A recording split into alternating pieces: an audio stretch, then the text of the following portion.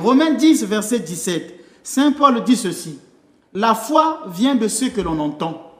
La foi ne vient pas de ce qui est d'abord écrit, de ce qu'on entend, parce que l'enseignement chrétien est un enseignement oral. 2 Thessaloniciens 2, verset 15. Ainsi donc, frères, tenez bon et gardez ferme les traditions que nous vous avons enseignées, soit de vive voix, soit par lettres. Saint Paul montre qu'il y a bien des traditions qui ont été enseignées. Soyez fermes, gardez les traditions que nous vous avons enseignées. Quelles sont ces traditions-là? Celles qui sont venues de vive voix et celles qui sont venues par lettres.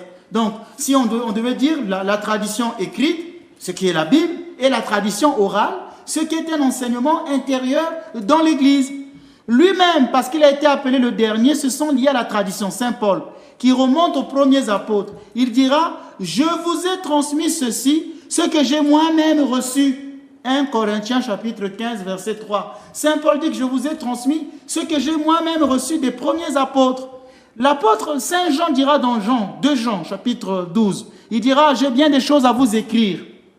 Je n'ai pas voulu le faire avec du papier et de l'encre, mais j'espère me rendre chez vous et vous parler de vive voix pour que notre joie soit parfaite.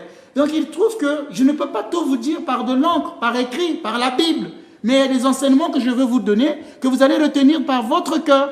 Et Saint Paul plus tard dira à Timothée 2, Timothée 2, verset 2, c'est le chapitre qu'a beaucoup cité, c'est un charlatan de la foi qui était venu sur ce plateau, il le citait beaucoup sans en comprendre le sens. Donc je lui disais, mais tu cites des versets bibliques dont tu ne comprends pas le sens. En fait, il parlait de la tradition. Ce que tu m'as entendu dire en présence de nombreux témoins, confie-le à des hommes dignes de foi qui seront capables de l'enseigner aux autres à leur tour.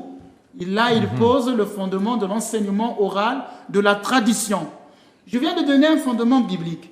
Allons-y maintenant en patristique. Pour ceux qui aiment la théologie, ils aiment bien les pères. C'est Saint Irénée qui dit ceci.